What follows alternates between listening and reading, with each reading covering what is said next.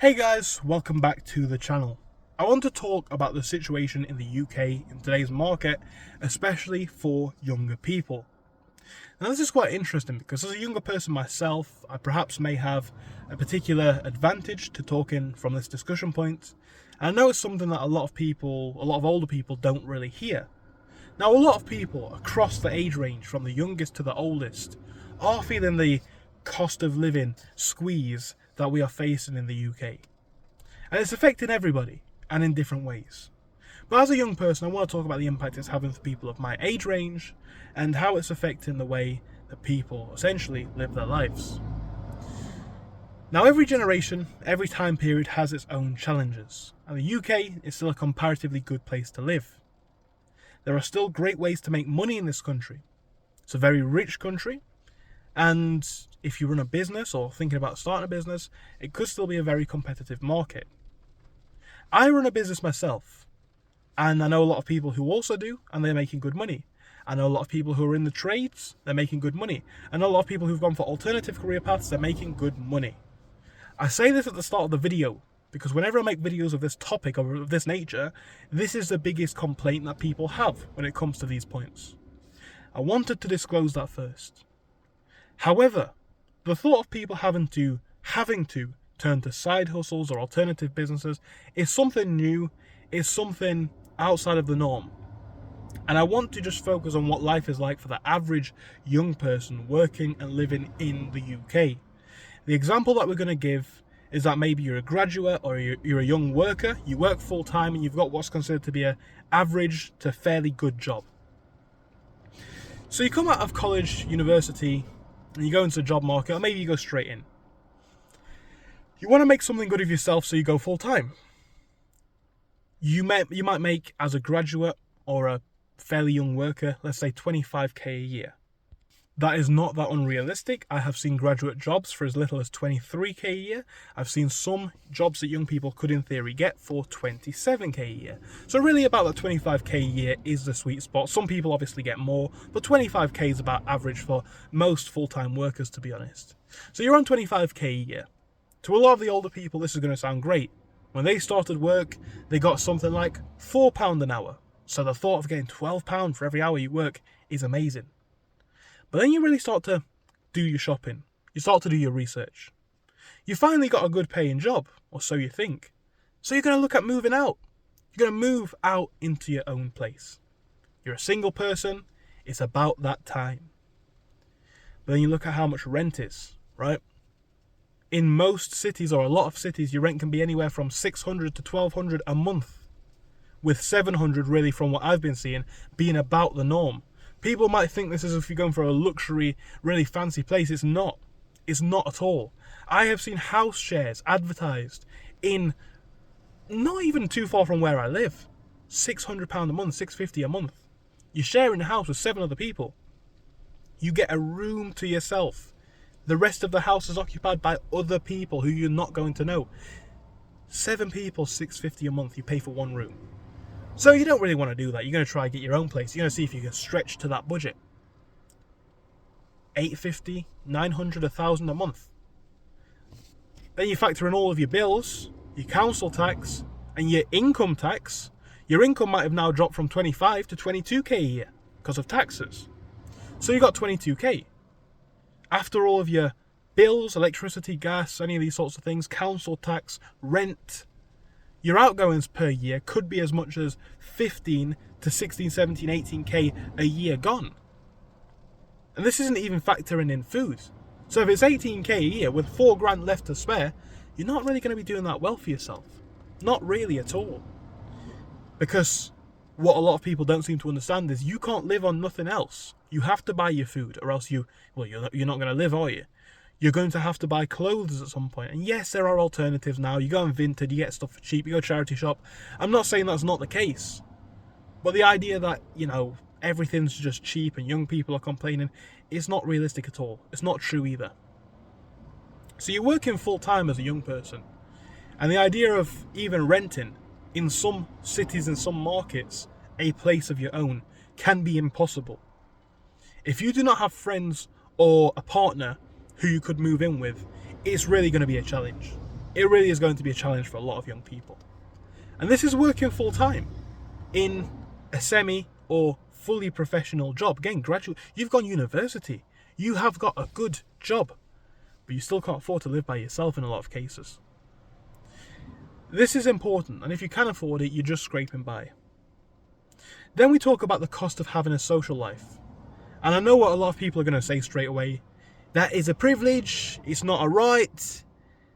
You know, and of course it is. Having a good social life, the very interesting old car, is a privilege. But let's assume that you try and have one in today's market, right? You can go out for food for a single person. Food can be 15, 20, 30 pounds for one plate. As I gave the example in a former video that I filmed earlier today. Let's say, for example, you want to go on a date with your girlfriend, right? And this is not too far mirrored off of a story that's happened to me fairly recently.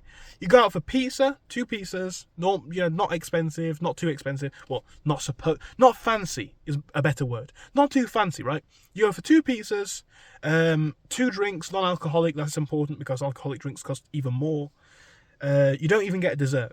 So you've just gone for 2 pizzas and 2 drinks. £50, I think it was. 40 or 50 pounds. That's just for pizza. You want to go for something with any meat in it, something a bit more substantial. You want to treat your significant other to a fancy restaurant, £70. That's a full day's work, guys. That's a full day's work for one day out. If you want to go drinking with the lads on a weekend, not really my sort of cup of tea, but I do understand the appeal, right? It's not something that I do, but I do get it. I understand it. Drinks now, £7, £10. That's most bars and clubs, most pubs, most restaurants. Your drinks are costing £5, £10.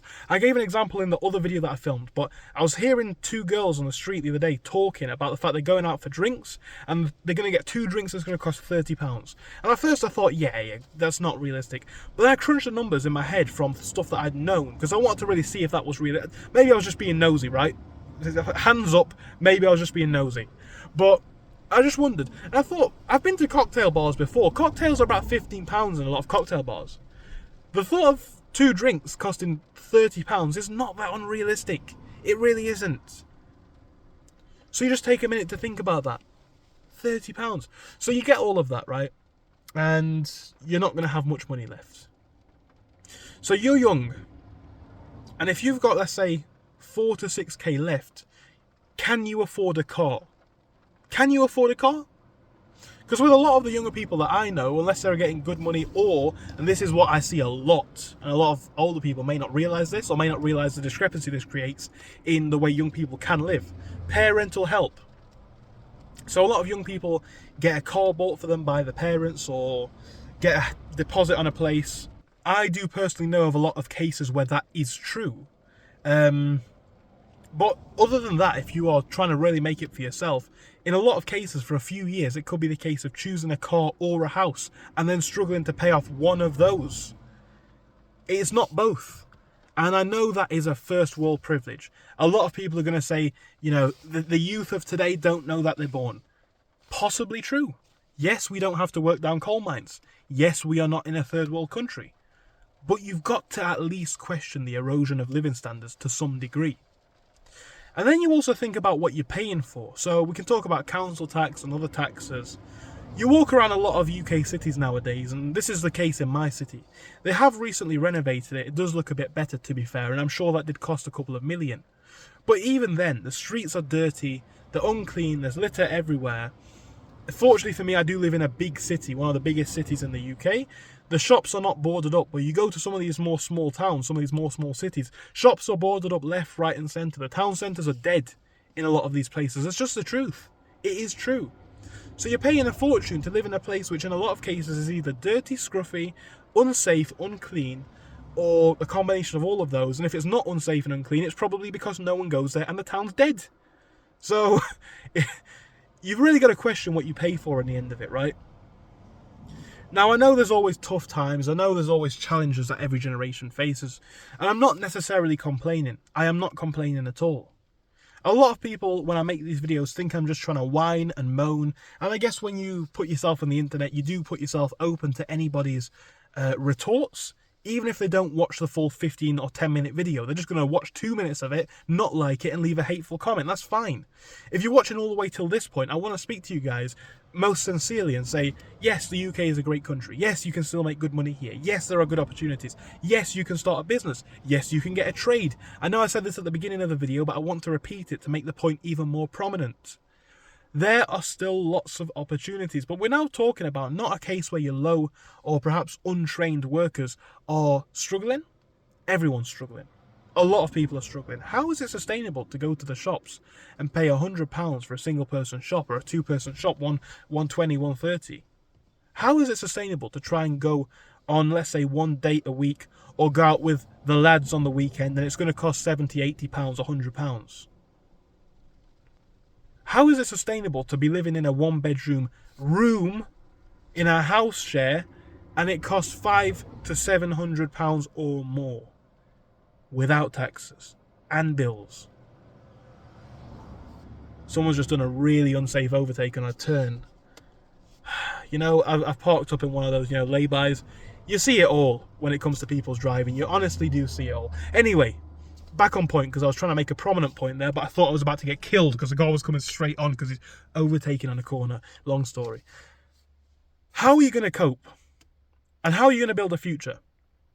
So, you want to have kids. I think I'm not going to say it's something that is a right, but it's why we're all here, right? If no one had kids, you wouldn't be watching this video and I wouldn't be filming it. Through the dawn of human history, people have had kids. Now a lot of people are not having kids, not because they don't want them, because they can't afford them.